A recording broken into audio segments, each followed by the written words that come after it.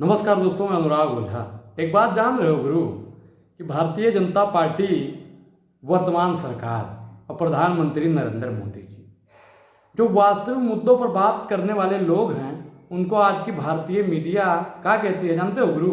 वो कहती है कि लोग ड्रामा कर रहे हैं।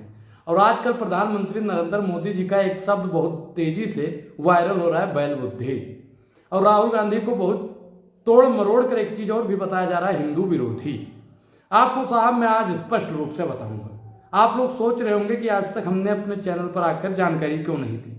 मैंने पिछली बार वीडियो में आपको बताया था कि एक पारिवारिक समस्या की वजह से मैं वीडियो सोशल मीडिया पर नहीं डाल पा रहा हूं। आज मैं आपको साहब सही और सुचारू रूप से उस हिंदू विरोधी वाले बयान पर और बैल बुद्धि पर बताने जा रहा हूं। आप पूरे वीडियो में बने रहिए साहब। प्रधानमंत्री नरेंद्र मोदी जी और पूरी भाजपा राहुल गांधी को हिंदू विरोधी साबित करने में लगी हुई है और भारतीय मीडिया भी राहुल गांधी को हिंदू विरोधी बताने में तुली हुई है। आपको साहब स्पष्ट कर दे कि शंकराचार्य जी महाराज जो जगत गुरु हैं, वो भी कह रहे हैं कि राहुल गांधी के बयान को तोड़ मरोड़ कर दिखाया गया है। अब आप बताइए साहब कि हिंदू हितैषी, हिंदू हृदय सम्राट गुरु, आप सोचिएगा जरूर, हिंदू हृदय सम्राट मैं कह रहा हूं जगत गुरु शंकराचार्य महाराज को, जिन्होंने कहा था कि अशुभ मुहूर्त में राम मंदिर का उद्घाटन नहीं होना चाहिए। और आज गुरु मैं फिर कह रहा हूं कि आज जब शंकराचार्य जी महाराज कह रहे हैं कि राहुल गांधी के बयान में कहीं हिंदू को हिंसक शब्द बोला ही नहीं गया। उन्होंने कहा था हिंदू हिंसक नहीं हो तो जो हिंसा फैलाते हैं वो हिंदू। अब एक चीज आप बताइए कि अभय मुद्रा पे उन्होंने बात की। अभय मुद्रा भगवान शंकर, आपको पता होगा कि अभय मुद्रा दिखाते हैं। आप चले जाइए, बुद्ध को देख लीजिए, गुरु नानक जी को देख लीजिए, आप तमाम देवी देवता या धर्म ग्रंथ में तो अभय मुद्रा का ज्यादा प्रयोग करते हैं। उसका कारण जानते हैं गुरु? आपका है उसका कारण है कि हम लोग और जितने भी सनातन सभ्यता को मानने वाले लोग हैं, वो लोग हिंसा से दूर रहते हैं। और वर्तमान सरकार, आज एक चीज हमने पेपर में देखा साहब कि मोदी जी कह रहे बुद्ध का देश है, युद्ध का देश नहीं। वैसे तो याद आता है बुद्ध का देश है, हम भी कहते हैं साहब ये बुद्ध का देश है, युद्ध का देश नहीं है, और हम कई बार बोले हैं साहब ये बात। लेकिन जब हिंसा फैलाई जाती है, जब हिंदू मुसलमान किया जाता है, हिंदुओं को लड़ाया जाता है, तब प्रधानमंत्री नरेंद्र मोदी जी की जुबान काहे बंद हो जाती है साहब? आप एक चीज हमको बताइए गुरु कि जब मणिपुर जैसा दुर्यंत घटना होता है तब प्रधानमंत्री नरेंद्र मोदी जी की चुप्पी काहे नहीं टूटती है? बोलना चाहिए ना। जब आए दिन आतंकी हमला होता है तब प्रधानमंत्री नरेंद्र मोदी जी नहीं बोलते हैं।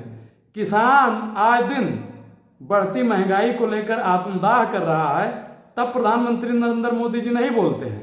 और वैसे प्रधानमंत्री नरेंद्र मोदी जी कहते हैं कि हम ही सबसे बड़का होशियार है। ये बेईमानी है साहब।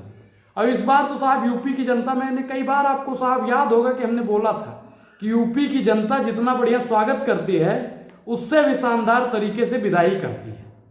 तो इस बार तो चुनाव में साहब की विदाई तो यूपी की जनता ने कर दिया। और सरकार का क्या भरोसा है भैया कि चले कि ना चले, ये आपको भी मालूम है। तो जब तक साहब गद्दी पर बैठे हैं तब तक तो साहब सोच रहे हैं कि क्यों ना विदेश की तमामों यात्रा कर लिया जाए। लेकिन प्रधानमंत्री नरेंद्र मोदी जी नहीं सोचते हैं कि वास्तविक मुद्दों पर बात कर लिया जाए। प्रधानमंत्री नरेंद्र मोदी जी देश के युवाओं के भविष्य के बारे में तनिक भर नहीं सोचते हैं। देश की मीडिया युवाओं के भविष्य के बारे में तनिक भर नहीं सोचती है। प्रधानमंत्री नरेंद्र मोदी जी किसानों के बारे में तनिक भर नहीं सोचते हैं। लेकिन युवाओं का वोट तो भाजपा को चाहिए, लेकिन युवा के हित की बात नहीं करना है। किसान का वोट तो भाजपा को चाहिए, लेकिन किसान के हित की बात भाजपा को नहीं करनी है। महिलाओं का वोट तो भाजपा को चाहिए, लेकिन भाजपा महिला हित की बात नहीं करेगी।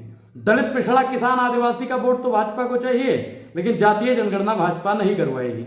इस देश में प्रधानमंत्री नरेंद्र मोदी जी से मेरी गुजारिश है कि प्रधानमंत्री नरेंद्र मोदी जी आप जातीय जनगणना पर जोर दीजिए। युवाओं के रोजगार के लिए आप रोजगार मेला लगाइए, लेकिन प्रधानमंत्री नरेंद्र मोदी जी साहब खामोश। प्रधानमंत्री नरेंद्र मोदी जी को इन तमाम मुद्दों के आगे झुकना पड़ेगा। दाल का रेट दिन ब दिन बढ़ता जा रहा है साहब, सब्जियां दिन ब दिन बढ़ती जा रही हैं साहब, किताबों का रेट दिन ब दिन बढ़ता जा रहा है साहब, और अडानी की तनख्वाह भी दिन ब दिन बढ़ती जा रही है साहब। एक किसान कमाता है 27 रुपये रोज और अडानी और अंबानी कमाता है 1600 करोड़ रुपए रोज। ये बेईमानी है साहब। इस पूरी बेईमानी से हम लोग लड़ेंगे और वर्तमान सरकार की तानाशाही का पुरजोर कर विरोध करते रहेंगे।